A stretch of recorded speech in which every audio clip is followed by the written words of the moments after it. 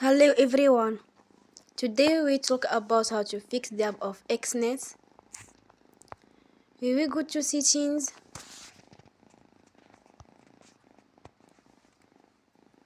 Then we click on apps. After that we will search the app Exness and we click. Then we will on for stop. After that we will go to storage. Then we click on the clear cache.